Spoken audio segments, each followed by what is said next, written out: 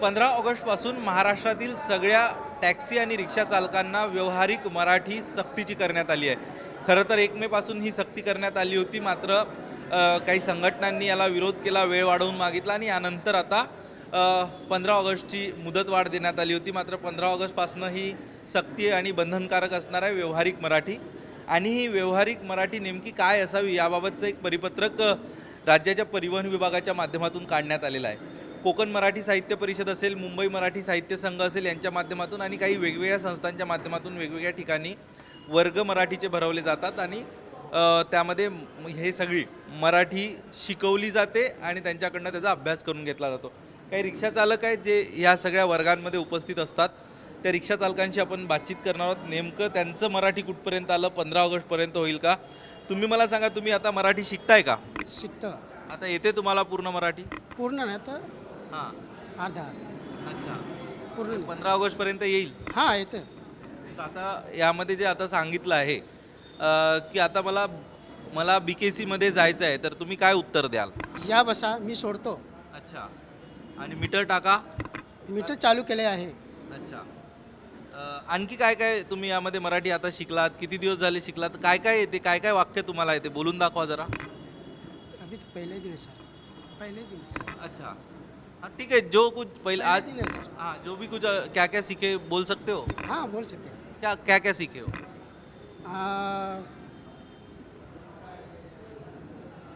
ठीक आहे, इतर काय आपण प्रश्न विचारण्याचा प्रयत्न करू. मला पोहोचायला किती वेळ लागेल? ट्रॅफिक नसेल तर लवकर पोहोचेल. अच्छा. हां. किमान जे सांगितलं गेलं तितकं तरी मराठी या रिक्षा चालकांचा अभ्यास होताना दिसतंय. अपेक्षा करूया पुढे पुढे सुधारेल.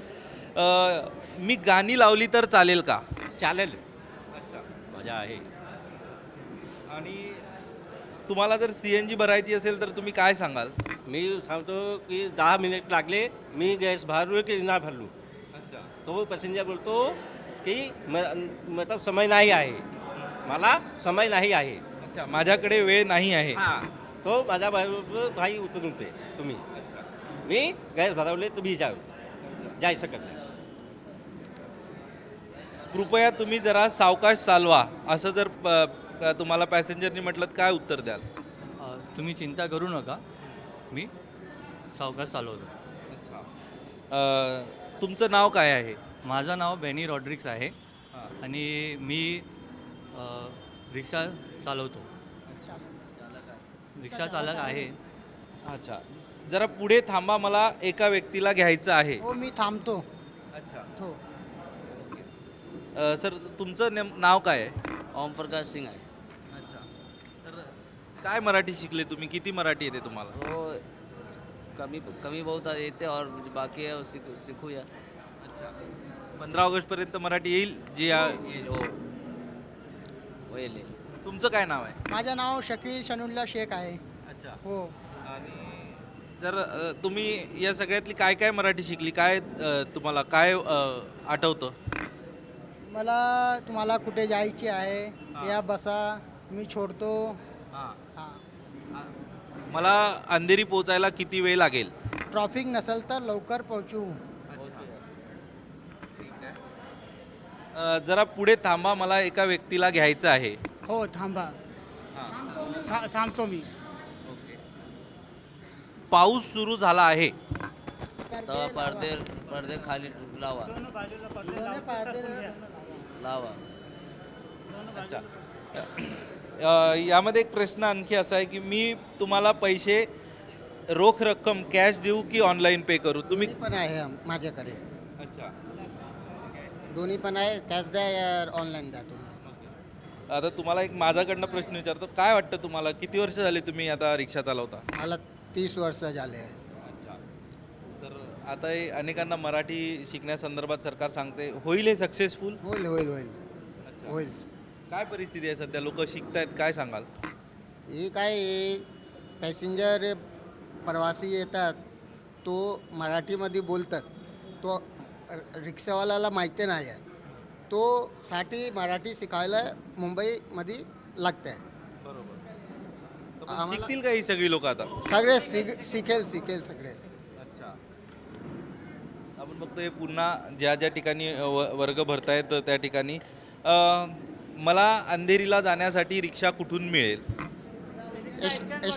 स्टँडवर मिळेल, डावीकडे जाणे, उजवीकडे जाणे, सरळ जाणे, पुढे भेटेल.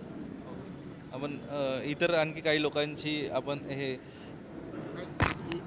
हा नवनिर्माण सेना जे पार्टी आहे, मुंबईमध्ये रिक्षा शिकवण्यासाठी मराठी भाषा शिकवण्यासाठी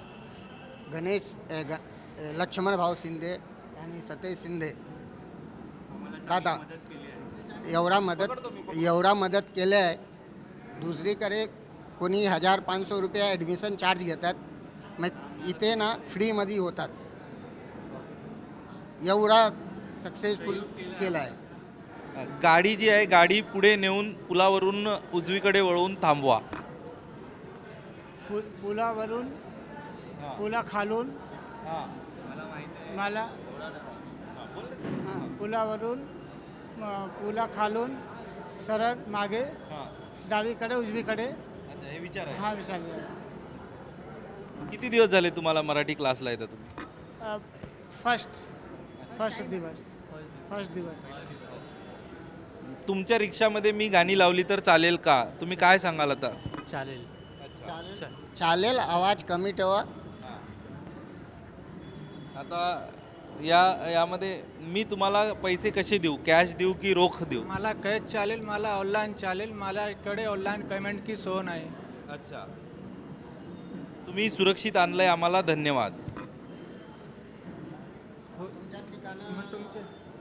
नाही, दुसरं आणखी विचारूया आपण, काय हरकत नाही. कृपया तुम्ही जरा सावकाश चालवा. चिंता करू नका.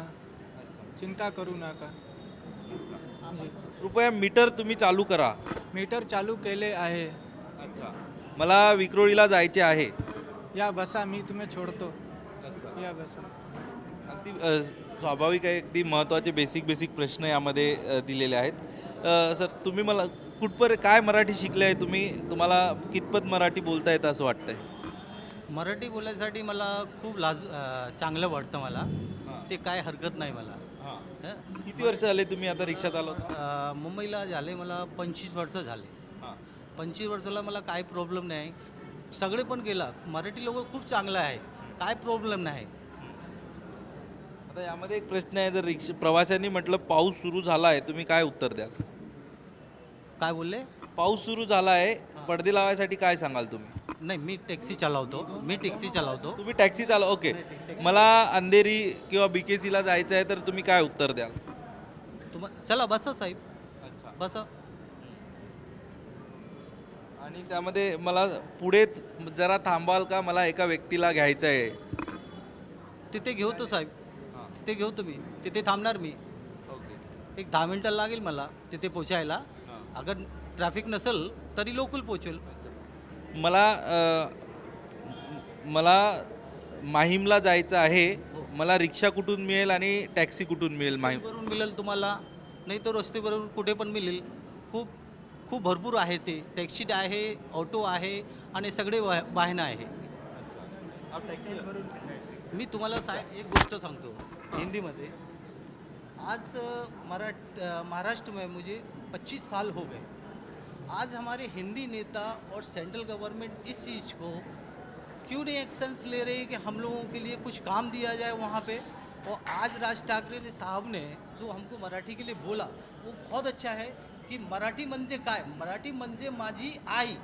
ते आईची टंग आहे माझी.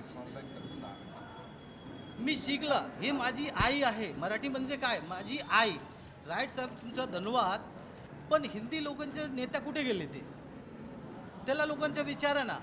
ते सेंट्रल गवर्नमेंट ने क्या काम किया?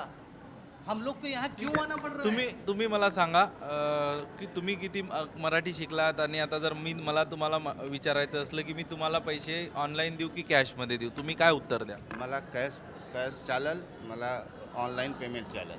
अच्छा, मला तुम्ही आता माहीमला जर मला दादरला सोडाल का रिक्षाने? नाही, बांद्राला.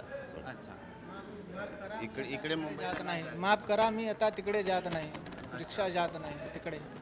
तुम्ही काय उत्तर द्याल? माफ करा, मी तिकडे आता जात नाही.